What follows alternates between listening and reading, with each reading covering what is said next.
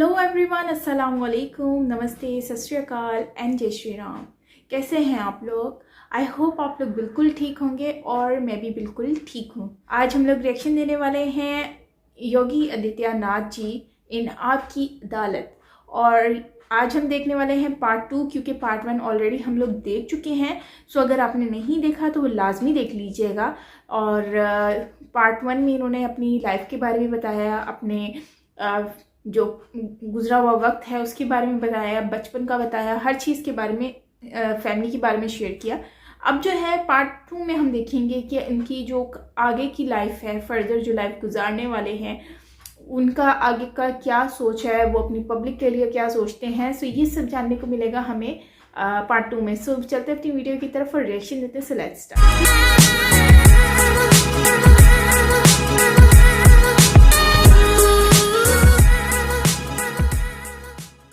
इस धरती पे नहीं रहना चाहिए था उन अपराधियों को, और आगे विश्वास करेंगे। उसमें से एक अपराधी ने सुसाइड इसलिए किया क्योंकि उसको भय हो गया था कि अब आगे क्या होने वाला है। आगे भी ये अपराधी इसी प्रकार से आत्महत्या करते हुए दिखाई देंगे, ये निश्चित है, देख लेंगे। आप कह रहे हैं कि पिछली सरकारों में प्रोटेक्शन होता था सरकारों का, अब सहारनपुर से जो खबर आई, वहां जो जातीय हिंसा हुई, ये कहा जा रहा है कि भारतीय जनता पार्टी के एमपी ने करवाया, उन्होंने एसपी को उसके घर में घुसकर मारा। देखिए, सहारनपुर में 20 अप्रैल को जो घटना घटित हुई थी, जिसमें बाबा साहब भीमराव अंबेडकर की शोभा यात्रा को लेकर के मुस्लिम पक्ष ने हमला किया था। सांसद को हमने इस बात को मैंने भी कहा, मैंने कहा देखो, अनुमति नहीं है तो अनुमति के बगैर किसी को भी कोई कार्यक्रम नहीं करने दिया जाएगा, प्रशासन नहीं करने देगा। तब तक एसपी के घर में वो पहुंच चुके थे। मैंने फोन से कहा, मैंने कहा आप सीधे वहां से निकलिए, कोई भी ऐसी कार्रवाई नहीं होनी चाहिए जो। उसके बाद जिसने भी वहां घटना की, जो भी कैमरे में आ गए थे, एफआईआर लॉन्च हुआ, कार्रवाई हुई। हम लोगों ने कभी यह भेदभाव नहीं किया कि अपराधी का रंग देख करके, उसका टीका देख करके, उसकी टोपी देख करके कार्रवाई नहीं की। अपराधी अपराधी है, जो गलत करेगा, कानून के साथ खिलवाड़ करेगा, कानून से फिर अपना कार्रवाई प्रारंभ करेगा, और हम लोगों ने हर जगह किया। लेकिन वह एक दुर्घटना थी, एक आक्रोश था। दलित समुदाय के द्वारा निकाले जाने वाली शोभा यात्रा को जिस तरीके से रोका गया था, उनकी गलती थी कि उन्होंने परमिशन नहीं ली। मैंने कहा परमिशन लेकर के निकालिए, प्रशासन उसको प्रोटेक्ट करेगा, लेकिन बिना परमिशन के किसी को भी नहीं निकालने दिया जाएगा। और ये कार्रवाई आगे भी हम लोग रखेंगे। अब ये नहीं होगा कि आप एक पक्ष को तो कहेंगे कि तुम डीजे मत बजाओ और दूसरे पक्ष को खुली छूट देंगे। ये चीजें नहीं हो सकती हैं, एक तुष्टिकरण नहीं होगा। योगी जी, जो अखबारों में छप रहा है, जो टीवी चैनल पर दिखाई दे रहा है, उसमें ऐसा लग रहा है कि अपनों से ज्यादा आफत है। गोरखपुर के विधायक डॉक्टर राधा मोहन दास, उन्होंने, उनके बारे में हेडलाइन है, फेसबुक पर छलका आईपीएस चारू का दर्द, एक आईपीएस अफसर को रोना पड़ा। आगरा में विश्व हिंदू परिषद बजरंग दल के कार्यकर्ताओं का पुलिस पर हमला। भाजपा विधायक का ऑडियो वायरल, सीओ को धमकी। बरेली में बीजेपी के एमएलए की गुंडागर्दी, टैक्स मांगने पर थप्पड़ मारा। मुजफ्फरनगर में बीजेपी विधायक गौहत्या करने वालों के हाथ पैर तोड़ दूंगा, ये कहा। मेरठ में बीजेपी के नेता ने पुलिस पर दबंगई दिखाई। रायबरेली में भाजपा विधायक की दरोगा को धमकी, का चालान काटा तो तुम्हारा चालान कर देंगे। मवाना में भाजपा विधायक ने एसडीओ को हड़काया। बस्ती में योगी जी के नाम पर धमकी दी। बरेली में भाजपा विधायक ने बैंक मैनेजर को, अब मैं पढ़ता जाऊंगा, बहुत लंबी फहरिस्त है। देखिए, भारतीय जनता पार्टी ने कभी भी अपराध को संरक्षण नहीं दिया है और न देगी। राष्ट्रीय अध्यक्ष जी के बयान आपने बराबर सुने होंगे, देखे होंगे। आपके तमाम कार्यक्रमों में राष्ट्रीय अध्यक्ष जी आए हैं, उन्होंने स्पष्ट इस बारे में कह दिया है, और हम लोगों ने भी सभी को स्पष्ट कर दिया है। अपराधी कोई भी होगा, हम सख्त कार्रवाई करेंगे।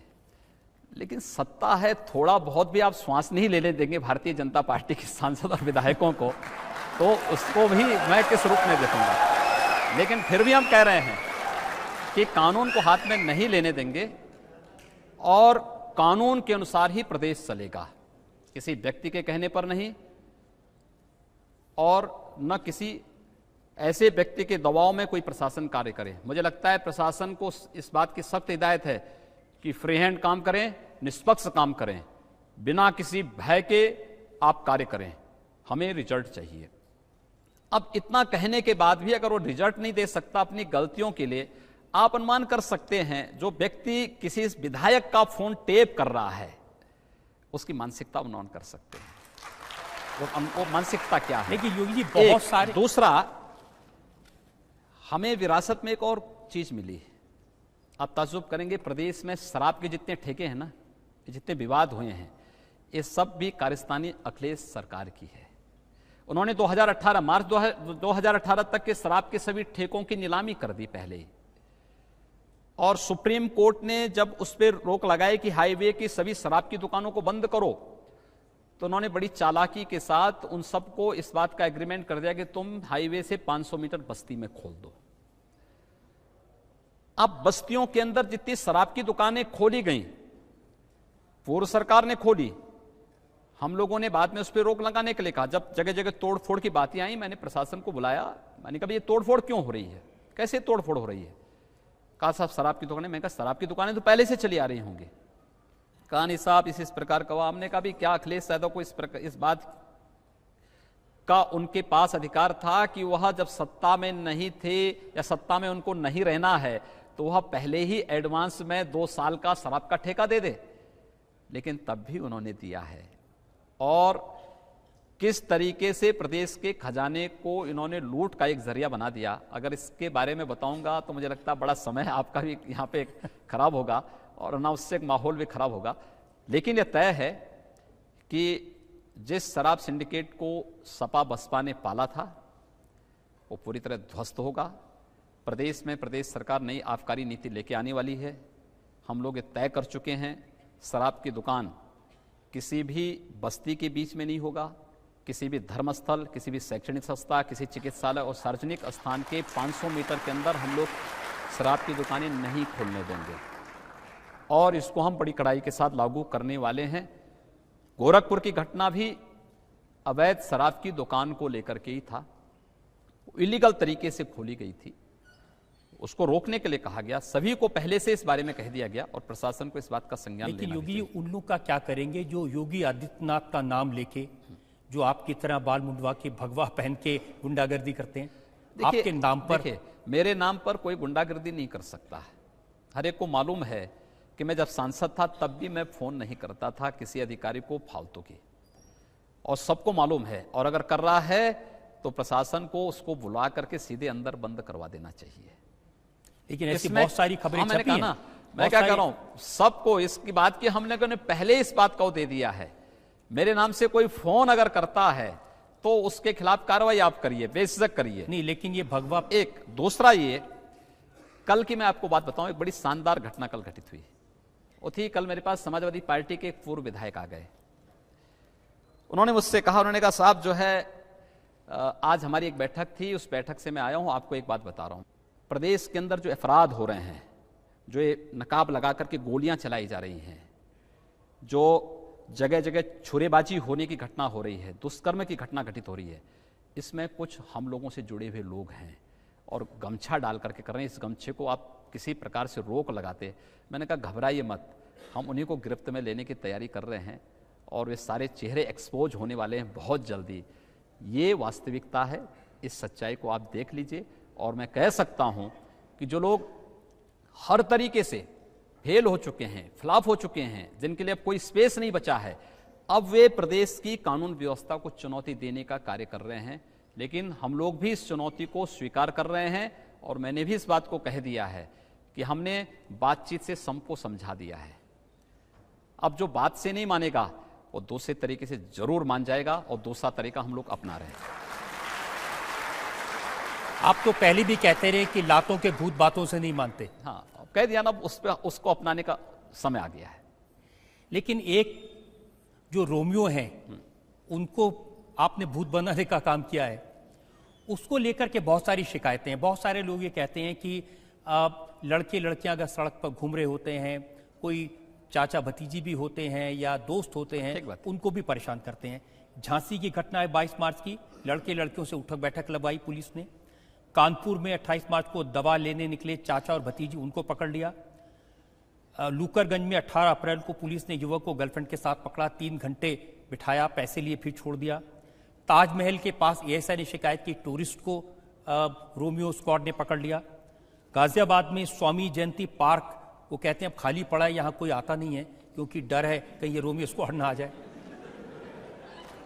देखिए, एंटी रोमियो स्क्वाड गठित होने के तत्काल बाद प्रदेश सरकार ने एक एडवाइजरी भी जारी की है, कुछ नियम भी जारी कर दिए थे, और इस बात को स्पष्ट, मैंने भी इस बात को कहा कि अगर एक लड़का एक लड़की, हो सकता है दोनों भाई बहन भी हो सकते हैं, दोस्त भी हो सकते हैं, कुछ भी आपसी रिश्तेदार हो सकते हैं, उनको कोई छेड़ेगा नहीं। और जहां पे छेड़ा गया, इस प्रकार की शिकायतें आई, वहां पर उन लोगों के खिलाफ कार्रवाई हुई जिन अधिकारियों ने इस घटना को वहां पर अंजाम दिया है। चुनाव के दौरान हम लोगों के पास सर्वाधिक शिकायतें इस बात की आती थीं। हम लोग जाते थे चुनाव प्रचार के दौरान, किसी घर में चले गए, परिवार की गृहिणी सबसे ज्यादा हम लोगों को इस बात की शिकायत करती थी कि हम लोग अपनी बेटियों को स्कूल नहीं भेज पा रहे हैं, खराब स्थिति है। पश्चिमी उत्तर प्रदेश में तो बहुत सारी जगह ऐसी थी जहां पर परिवार के लोग बालिकाओं को विद्यालय या तो भेजना बंद कर दिए थे, या किसी हॉस्टल में दूर प्रदेश के बाहर उन्होंने कर दिया था, या फिर उनको जो है किसी रिश्तेदार के यहाँ भेज करके पढ़ाते थे। अब इतना ये किसी बालिका को अपने माँ बाप के साथ रहने का अवसर न मिले, उसको हॉस्टल में भेजना पड़े, उसको जो है रिश्तेदार के यहाँ भेजना पड़े, सुरक्षा की गारंटी सरकार न दे सके, ये हमारे लिए लज्जाजनक स्थिति है और ये स्वीकार नहीं हो सकता है। इसलिए हम लोगों ने कहा कि नहीं, एक कार्रवाई होगी। और एंटी रोमियो स्क्वाड केवल तात्कालिक परिस्थिति के लिए नहीं था, एक निरंतर चलने वाली प्रक्रिया होगी।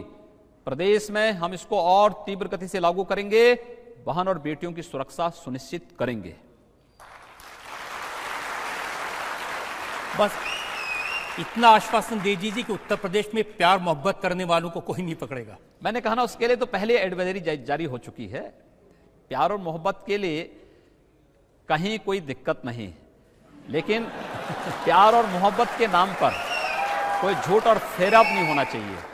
किसी छल और कपट को भी हम किसी भी प्रकार की इजाजत नहीं देंगे, और मुझे लगता है मुझे उससे आगे मत बुलवाने दीजिए।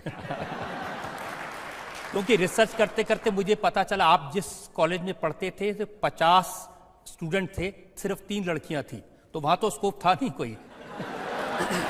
ऐसा नहीं है, देखिए ऐसा नहीं है, ये समाज है। इस समाज के अंदर हम लोगों को कहीं ना कहीं उस प्राचीन व्यवस्था के संस्कार देने पड़ेंगे जहां गांव की बेटी सबकी बेटी, गांव की बहन सबकी बहन मानी जाती थी। और अगर हम संस्कार दे सकेंगे तो तमाम प्रकार के कुछ संस्कारों और अपराध को भी हम रोकने में सफल हो जाएंगे। अब जनता में जो लोग सवाल पूछना चाहते हैं पूछिए। मेरा योगी सर सिर्फ एक ही छोटा सा क्वेश्चन है कि सर, चाहे वो गवर्नमेंट के किसी डिपार्टमेंट में काम करता हो, आईएएस हो, पीसीएस हो, कोई भी हो, जब भी वो गलत काम करता है तो आप उसे ट्रांसफर क्यों देते हैं, डिसमिस क्यों नहीं करते? क्योंकि जब मैं जब मुख्यमंत्री पद की शपथ लिया तो 1 महीने 1.25 महीने तक हम लोगों ने कोई ट्रांसफर पोस्टिंग नहीं की, तो लोग कहने लगे सही तो कुछ कर ही नहीं रहे हैं। हमने कहा यार कार्य करने दो। हम लोगों ने उसके बाद देखा कि ट्रांसफर पोस्टिंग आवश्यक है, हम लोगों ने करना प्रारंभ किया, और हम पहले इस बात को चेतावनी दे चुके हैं कि ट्रांसफर पोस्टिंग में, सस्पेंशन में हम लोगों का विश्वास नहीं है। आवश्यकता पड़ेगी तो घर भेजने की तैयारी करेंगे और पूरी तरीके से करेंगे, और बहुत शीघ्र इस प्रकार की कार्रवाई को हम लोग अंजाम देने वाले हैं। लेकिन ये लगा कि गलती हुई, पहले दिन ही ट्रांसफर कर देने चाहिए थे? नहीं, कोई आवश्यकता नहीं थी। मेरा ये मानना है हर एक व्यक्ति को सुधरने का अवसर देना चाहिए। लीडरशिप जब गलत हो, पॉलिटिकल विल पावर न हो, तो स्वाभाविक रूप से प्रशासन करेगा क्या? मुख्यमंत्री और मंत्री अपने कार्यालय में कभी बैठे ही नहीं हैं, अपने कैंप कार्यालय से व्यवस्थाएं चलाते थे, और उसके बाद शाम 6 बजे के बाद उनकी अपनी पर्सनल लाइफ हो जाती थी। आप सार्वजनिक जीवन में हैं, सार्वजनिक जीवन में रहने वाला व्यक्ति की कोई पर्सनल लाइफ नहीं हो सकती है और नहीं होनी चाहिए। उसका 24 घंटे खड़ा होना पड़ेगा। बहुत सारी जगह से हमारे पास ये बात आई मैंने 9 बजे से 11 बजे तक प्रत्येक जिला मजिस्ट्रेट को, प्रत्येक पुलिस अधीक्षक से कहा है कि आप अपने कार्यालय में जन शिकायतों की सुनवाई करिए। बहुत सारी जगह से आया कि साहब एक कभी हुआ नहीं। मैंने कहा जो नहीं हुआ वही तो करवा रहे हैं, वही तो करवाएंगे। क्यों नहीं होगा? आप सार्वजनिक जीवन में हैं, किसी महत्वपूर्ण उस पर हैं, आपकी कोई पर्सनल लाइफ नहीं होनी चाहिए। आप समाज के लिए कार्य करिए और नहीं तो फिर उस पद से मुक्ति पाइए। बस 2 ही ऑप्शन आपके पास हैं, इसके अलावा तीसरा नहीं हो सकता है। और हम लोग उस दिशा में कार्य कर रहे हैं। बहुत सारे लोग सुधर जाते हैं, बहुत सारे लोगों को थोड़ा जगाना पड़ता है, बहुत सारे लोगों को फिर उखाड़ करके फेंकना पड़ता है। तीनों स्थितियों के लिए हम लोग तैयार हैं और हम लोग तीनों स्तर पर कार्रवाई भी करेंगे। एक और ब्रेक के रुकेंगे और ब्रेक के बाद आपकी अदालत में योगी आदित्यनाथ पर इल्जाम और सवाल का एक और। आपने कहा था अगर वो एक हिंदू लड़की को उठाएंगे तो हम 100 मुसलमान लड़कियों को उठाएंगे, अगर वो एक हिंदू को मारेंगे तो हम 100 मुसलमानों को मारेंगे। एक कंडीशनल बयान थे और कंडीशनल बयान इस बात को लेकर के, वो तो मैं आज भी कह रहा हूं कि अगर कोई अपराधी किसी निर्दोष व्यापारी को मारेगा, किसी राह चलती हुई बहन और बेटी की इज्जत के साथ खिलवाड़ करेगा, तो फिर उसके खानदान को तय करना होगा कि उसको इस धरती पर रहना है कि नहीं रहना है। तो हम तब भी तय करेंगे।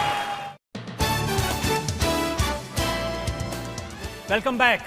आपकी अदालत में आज हमारे मेहमान हैं उत्तर प्रदेश के मुख्यमंत्री योगी आदित्यनाथ। आपकी अदालत में अगला इल्जाम। आपकी अदालत में उत्तर प्रदेश के मुख्यमंत्री योगी आदित्यनाथ पर आरोप है कि इनके शासन में मुसलमानों में खौफ है। अब ये कहा जा रहा है योगी जी, जिस दिन से आप मुख्यमंत्री बने हैं, जो मुसलमान भाई बहन हैं उनके मन में खौफ है, डर है, आशंका है कि यूपी में रहने देंगे कि नहीं रहने देंगे। पिछले 70-72 दिनों में तो किसी मुसलमान के ऊपर कोई कहर नहीं ढाया गया कहीं भी। एक दूसरा, हम लोग केंद्र में आदरणीय मोदी जी को आदर्श मान करके कार्य कर रहे हैं। उन्होंने 2013 में एक मंत्र दिया था, सबका साथ सबके विकास का। ये सरकार उसी तर्ज पर कार्य कर रही है। हम योजनाएं सबके लिए लाएंगे, विकास सबका करेंगे, लेकिन तुष्टीकरण किसी का नहीं करेंगे। सबको सुरक्षा देंगे,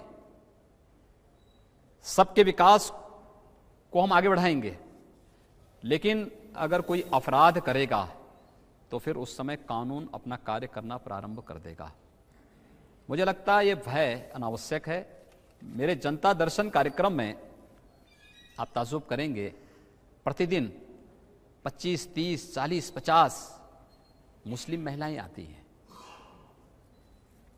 और उनकी पीड़ा को अगर आप सुनेंगे, कोई अपने पिता के साथ, कोई अपनी माँ के साथ, कोई अपने बेटे के साथ, कोई अपनी बहन के साथ, कोई अपने किसी रिश्तेदार के साथ आती है, एक ही बात उनकी होती है, हमें टेलीफोन से तलाक देकर के छोड़ दिया गया, हमें एक कागज में भेज करके, चुटकुला भेज करके कह दिया गया कि इनको छोड़ दो। भाई उन लोगों को न्याय तो मिलना ही चाहिए, और अगर उनकी पैरवी करने की बात प्रदेश सरकार कर रही है, मुझे लगता है ये आधी आबादी के सम्मान से जुड़ा हुआ मुद्दा है। उस आधी आबादी को न्याय मिलना ही चाहिए, ये हम लोगों का आग्रह है। और मुझे प्रसन्नता है कि बहुत सारे मुस्लिम संगठनों ने इस अभियान को अपना समर्थन दिया है। मैंने लखनऊ में देखा है, बहुत सारे सिया धर्मगुरुओं ने गौ हत्या को पूरी तरह प्रतिबंधित करने की बात की, गौ मांस को सेवन न करने की उन्होंने खुलेआम वकालत की, इस प्रकार के उन्होंने आदेश जारी किए हैं। मुझे लगता है कि जो लोग संविधान के साथ, कानून के अनुसार, शासन की व्यवस्था के अनुसार चल रहे हैं, उनको कहीं भयभीत होने की आवश्यकता नहीं। सरकार उनकी सुरक्षा करेगी, उनका सम्मान भी उनको वापस कराएगी। लेकिन हाँ, कोई अपने को कानून से ऊपर समझता है, संविधान से ऊपर समझता है, उसके अंदर भय होना जरूरी है। अब योगी जी, आप 3 तलाक की बात करेंगे, आप गौरक्षा की बात करेंगे, और फिर भी सोचेंगे कि मुसलमान बुरा ना माने। भाई मैं कहता हूं तो मुस्लिम धर्म गुरुओं ने इस बात के लिए कर दिया है। उन्होंने 3 तलाक का विरोध कर दिया है, उन्होंने गौ हत्या का विरोध भी करना शुरू कर दिया है और सभी लोगों को इसको स्वीकार करना चाहिए। मुझे लगता है सब स्वीकार करेंगे, एक सौहार्द की स्थापना होगी। हमें प्रयास करना चाहिए कि सौहार्द कहीं बिगड़ने न पाए, इसके लिए दोनों पक्षों को कहीं ना कहीं अपने कुछ निहित स्वार्थों की तिलांजलि देनी होगी। और अगर इस दिशा में एक बेहतर प्रयास हो सकेगा तो मुझे लगता है कि आज़ादी के बाद का एक सबसे बड़ा रिफॉर्म होगा जिसमें हम लोग समाज में सौहार्द स्थापना करने की एक पहल कर सकेंगे। मुझे प्रसन्नता है कि बहुत सारे मुस्लिम धर्मगुरुओं ने इस पहल में आगे आकर के सहयोग किया है। देखिए, मैं आपको साफ साफ पूछ लेता हूं, उत्तर प्रदेश में जिस तरह से बूचड़खाने बंद किए गए, मुस्लिम समुदाय में बहुत सारे ऐसे लोग हैं, कारोबारी हैं, जिनको लगता है कि मुस्लिम समुदाय की आर्थिक कमर तोड़ने के लिए ये काम किया जा रहा है। देखिए, उत्तर प्रदेश सरकार ने कोई आदेश जारी नहीं किया है। एनजीटी और सुप्रीम कोर्ट ने इस संबंध में पहले से ही कुछ आदेश जारी किए थे, कुछ डायरेक्शन जारी किए थे। हम लोगों ने तो प्रशासन से कहा कि भाई देखो, ये जो आदेश हैं आप इसको लागू करवाइए। कुछ लोग आनाकानी करने का प्रयास कर रहे थे, हमने कहा भी कुछ नहीं, अगर न्यायालय ने कह दिया है तो इसमें फिर इफ वर्ड का प्रश्न ही नहीं उठता, आप इसको लागू करिए। 24 घंटे के अंदर सब कुछ लागू हुआ। मेरे पास तमाम लोग आए थे, इस पेशे से जुड़े हुए लोग आए थे, उसमें दोनों प्रकार के लोग थे। लोगों ने कहा साहब, मैंने कहा यार बताओ कि आखिर हमारा आदेश कहां पे है। ये तो एनजीटी और सुप्रीम कोर्ट ने कहा है, सुप्रीम कोर्ट के आदेश का हम पालन कर रहे हैं।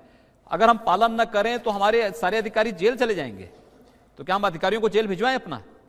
हम अधिकारियों को जेल नहीं जाने देंगे, लेकिन कानून के अनुसार प्रदेश को चलाएंगे भी। अब पिछली सरकार भी तो चुपचाप बैठी थी इस कानून के ऊपर। पिछली सरकार में इस सरकार में यही अंतर है कि पिछली सरकार में प्रशासन, अधिकारी, chief secretary, principal secretary, director, special secretary को घंटों कोर्ट में खड़ा होना पड़ता था, अपमानित होना पड़ता था। इस सरकार में ऐसी कोई नौबत नहीं आई है और आगे भी नहीं आएगी, कतई नहीं आने देंगे हम लोग इस प्रकार की नौबत। न्यायालय का कोई आदेश है, न्यायालय का सम्मान होगा, लेकिन अनावश्यक रूप से हमारे अधिकारी कोर्ट के कटघरे में खड़े होने के लिए नहीं जाएंगे। लेकिन ये आपकी जो रेपुटेशन है सिर्फ यहाँ नहीं है, अमेरिका तक, न्यूयॉर्क टाइम्स में खबर छपी, हफिंगटन पोस्ट है उसमें खबर छपी। उन्होंने लिखा कि योगी आदित्यनाथ का मुख्यमंत्री बनने का मतलब है भारतीय जनता पार्टी हिंदू वोट का कंसोलिडेशन करना चाहती है। मैं नहीं समझ पा रहा हूं कि हिंदू तो दुनिया का सबसे उदार मनुष्य है।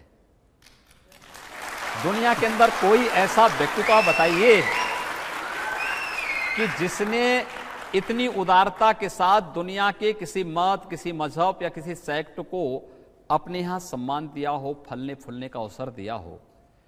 फिर हिंदू से इतनी चिढ़ क्यों? और मुझे गर्व है कि मैं हिंदू हूं, लेकिन एक हिंदू होने के नाते मुझे अपने उन दायित्वों का भी निर्वहन करना है कि प्रदेश में हर व्यक्ति का विकास और प्रत्येक 22 करोड़ जनता की सुरक्षा का दायित्व भी मेरे ऊपर है। मुझे ये करना है। हमारा मंत्रिपरिषद और इस मंत्रिमंडल से जुड़ा प्रत्येक सदस्य उसके लिए पूरी तरह प्रतिबद्ध होकर के कार्य करेगा। उन्होंने आपके पुराने बयानों का जिक्र किया है। उन्होंने कहा है कि आपने कहा था अगर वो एक हिंदू लड़की को उठाएंगे तो हम 100 मुसलमान लड़कियों को उठाएंगे, अगर वो एक हिंदू को मारेंगे तो हम 100 मुसलमानों को मारेंगे। एक कंडीशनल बयान थे और कंडीशनल बयान इस बात को लेकर के, वो तो मैं आज भी कह रहा हूं कि अगर कोई अपराधी किसी निर्दोष व्यापारी को मारेगा, किसी राह चलती हुई बहन और बेटी की इज्जत के साथ खिलवाड़ करेगा, तो फिर उसके खानदान को तय करना होगा कि उसको इस धरती पर रहना है कि नहीं रहना है। तो हम तब भी तय करेंगे और हम इस प्रकार की अराजकता प्रदेश के अंदर नहीं फैलने देंगे, क्योंकि अराजकता के लिए प्रदेश में कोई जगह नहीं होगी। हमने चेतावनी देख करके बहुत कर लिया है, अब आगे एक्शन की तैयारी हो रही है। बृहद स्तर पर कार्रवाई होगी। गुंडे अपराधी या तो जेल के अंदर होंगे या प्रदेश से बाहर होंगे या अन्यत्र कहीं होंगे, लेकिन हम लोग उनको सड़कों पर खुलेआम अराजकता और जंगल राज की स्थिति पैदा करने की छूट नहीं देंगे। ये बयान पिछले बयानों के ही साथ जुड़े हुए बयान है।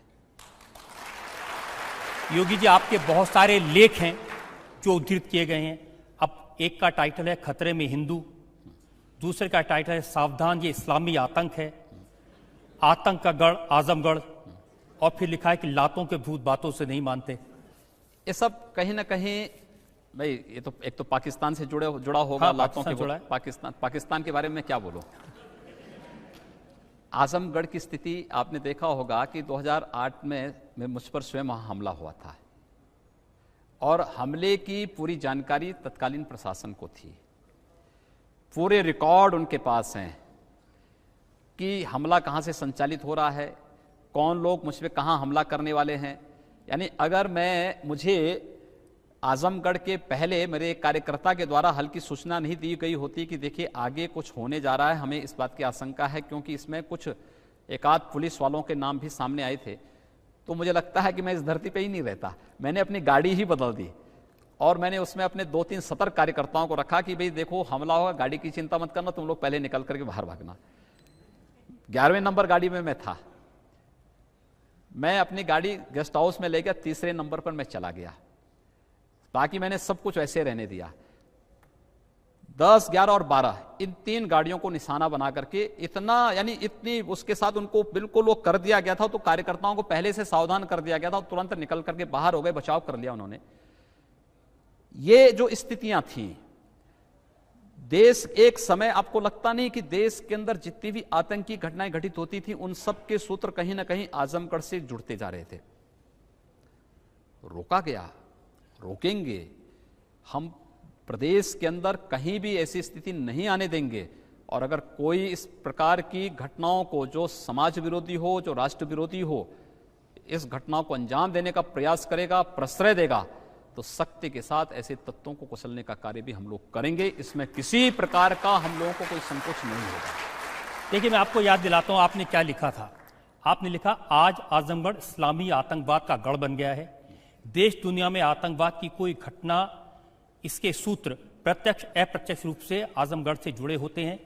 न हो यह असंभव है। यह आतंक इस्लाम के नाम पर है, इसलिए यह इस्लामी आतंकवाद है। ये तो दुनिया कह रही है, ये मैं थोड़े कह रहा हूं। दुनिया इस बात को स्वीकार कर रही है और मुझे प्रसन्नता है कि आजमगढ़ ने काफी सुधार किया है। अन्यथा हर मामले में बटला हाउस कांड आजमगढ़ से जुड़ता था। देश के अंदर कहीं कोई घटना विस्फोट होता था, उसमें सूत्र वहां से जुड़ते थे और उसी में तमाम इस देश के सेकुलरिस्ट वहां जाकर के ऐसे तत्वों को प्रश्रय भी देते थे। तो ये जो स्थितियां थी, देखिए आखिर रावण को मारने के लिए भगवान राम को धनुष बाण उठाना ही पड़ा और कंस को मारने के लिए कृष्ण को सुदर्शन उठाना ही पड़ा।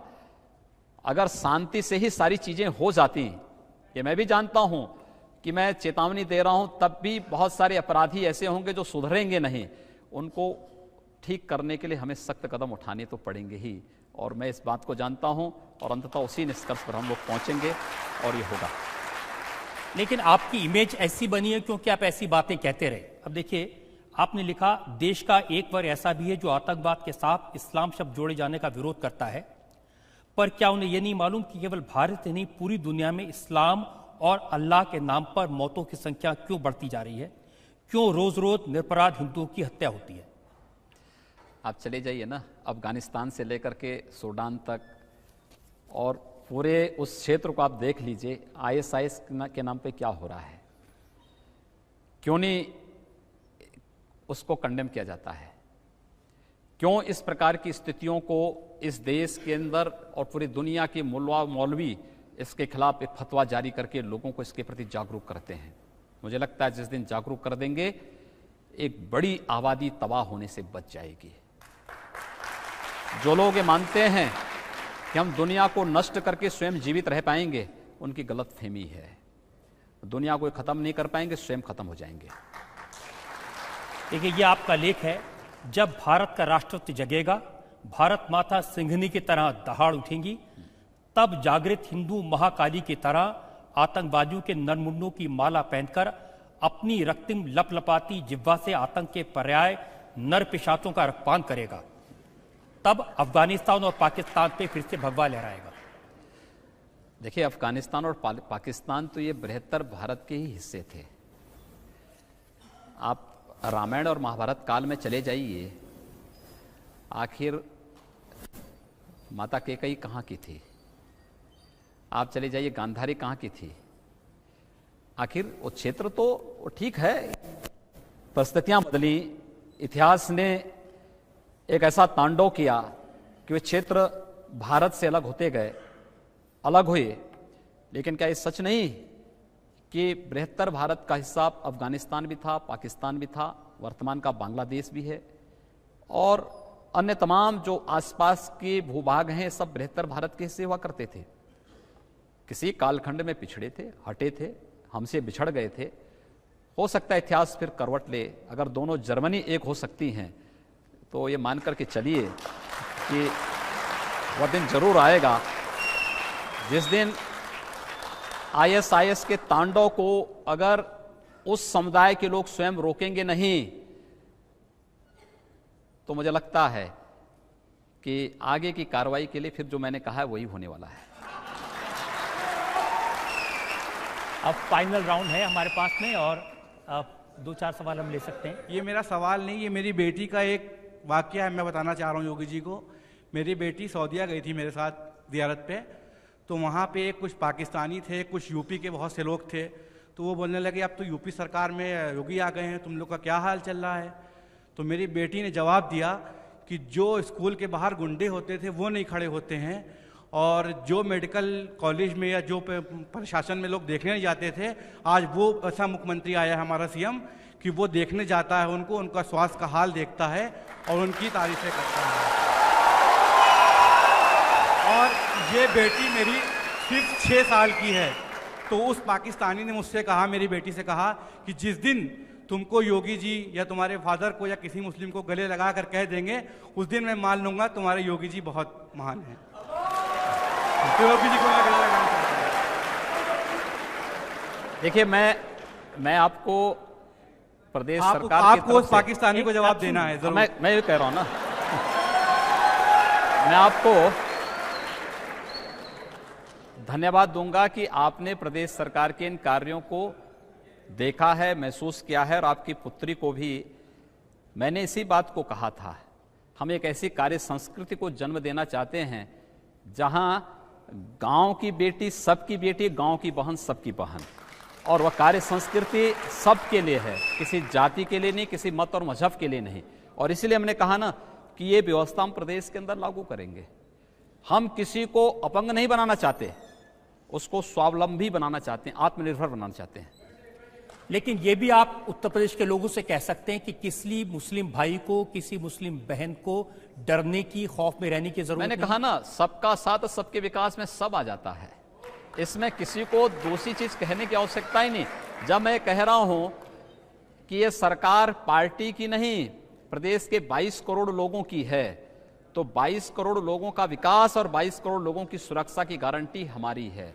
हाँ, बशर्ते उस 22 करोड़ में कोई व्यक्ति अपने को कानून से ऊपर और संविधान से ऊपर न समझ रहा हो। बहुत बहुत धन्यवाद आपका योगी जी, बहुत बहुत धन्यवाद आपका। आपकी अदालत का यह मुकदमा यहीं खत्म करते हैं। अगले हफ्ते आपसे मुलाकात होगी एक नई शख्सियत के साथ। तब तक के लिए नमस्कार और बहुत बहुत धन्यवाद उत्तर प्रदेश की जनता का। सो गाइस, ये वीडियो थी योगी आदित्यनाथ जी की, और इस वीडियो में पार्ट 2 है। ये बेसिकली पार्ट 1 हम ऑलरेडी बना चुके हैं, सो अगर आपने नहीं देखा तो वो लाजमी देख लीजिएगा। सो बेसिकली ये जो उन्होंने जितनी भी ज़्यादा स्टेप्स लिए हैं अपनी गवर्नमेंट में, जैसे कि शराब की, और जो लड़के स्कूल्स के बाहर, कॉलेज के बाहर खड़े होकर लोगों को छेड़ते थे उनके खिलाफ, और माँ बहन जिनकी बेटियां हैं उन सब की जो सेफ्टी है उसको बरकरार रखने के लिए, उनको सेफ करने के लिए उन्होंने जितने भी एक्शन लिए हैं, तो ये बहुत बड़ी बात है कि अब वो अपनी जो है गवर्नमेंट में ये पब्लिक के लिए सोच रहे हैं कि हर कोई उनकी गवर्नमेंट में इक्वल है। जैसे कि हिंदू, मुस्लिम, कोई भी मज़हब हो, उनके लिए वो बराबर हैं। सो वो उन सबको मतलब कि करेंगे इक्वल राइट्स देंगे जिस तरह के होने चाहिए, बस ये है कि वो कानून से ऊपर ना हो। ये बातें सुनने के बाद मुझे इस चीज़ का आइडिया हो रहा है कि यार ये इनकी गवर्नमेंट बहुत ज़्यादा ज़बरदस्त है। और ये तो वैसे 3 साल पहले की वीडियो है, तो यकीनन अब तो बहुत 3 साल गुजर चुके हैं इनकी गवर्नमेंट को काम करते हुए, टाइम हो गया है। तो अब तो लोगों को आइडिया हो गया होगा कि उत्तर प्रदेश में जो है लोग क्या कर रहे हैं और क्या उनकी वहाँ पर गवर्नमेंट ने उनके लिए काम किया है। और इसके अलावा ये भी पता चलता है कि ये अपनी मतलब पब्लिक के साथ कितने ऑनेस्ट हैं और ये किस तरह से लोगों के साथ मिलजुल कर काम करते हैं। दूसरे लोगों की तरह नहीं है जो सिर्फ कुर्सी पे बैठ के पैसे छापते हैं या फिर बैठकर खाते पीते हैं और सुकून से एंजॉय कर रहे होते हैं। उनको पब्लिक का कुछ लेना देना नहीं होता कि उनको बिजली चाहिए, उनको पानी चाहिए या उनको खाना पीना चाहिए या फिर लोगों को क्या प्रॉब्लम फेस करने को मिलती है। सो इस तरह की चीज़ों से लोगों को कुछ लेना देना नहीं होता। लेकिन पीएम मोदी जी और जो योगी आदित्यनाथ जी हैं, इनकी बातें सुनकर मुझे इतना आइडिया हो रहा है कि योगी जी की बहुत अच्छी पर्सनालिटी है, जैसे कि नरेंद्र मोदी जी जो हैं उनकी, और वैसे ही सेम योगी जी की हैं। और मुझे लगता है कि इनकी बनती भी बहुत अच्छी है, क्योंकि ये लोग जब भी योगी जी बात करते हैं तो मोदी जी की बात ज़रूर करते हैं। तो खैर काफ़ी इन्होंने जो है चीज़ें डिस्कस की हैं। और वो लास्ट में जो एक आदमी ने कहा था कि मेरी बेटी ने इस तरह से कहा था, और फिर वो जो आदमी था उसने कहा था कि योगी जी अगर गले से लगा लें तो वो बहुत बड़ी बात होगी। तो मतलब कि ये चीज़ बहुत बड़ी होती है और उनके चेहरे पे जो मुस्कुराहट थी ये बात मानने वाली है। सो खैर वीडियो काफ़ी अच्छी थी, काफ़ी चीज़ें योगी जी के बारे में जानने को मिली, अंडरस्टैंड करने को मिली। और पार्ट 2 में ख़ासकर उनकी गवर्नमेंट के बारे में ही बताया जा रहा है कि क्या चीज़ कैसे है, और सेफ्टी के बारे में, सिक्योरिटी के बारे में और कंट्री की सिक्योरिटी के बारे में, उन सब के बारे में बताया गया है। सो गाइस, ये थी हमारी आज की वीडियो। आई होप आपको अच्छी लगी होगी। सो नेक्स्ट इन आपकी अदालत में कौन हो, किसके ऊपर हम वीडियो बनाएं, तो आप बताइएगा कमेंट बॉक्स में, तो फिर हम उनके ऊपर वीडियो बनाएंगे। सो ये थी हमारी आज की वीडियो। मिलते हैं नेक्स्ट वीडियो के साथ, तब तक के लिए अपना ख्याल रखिएगा। Bye bye.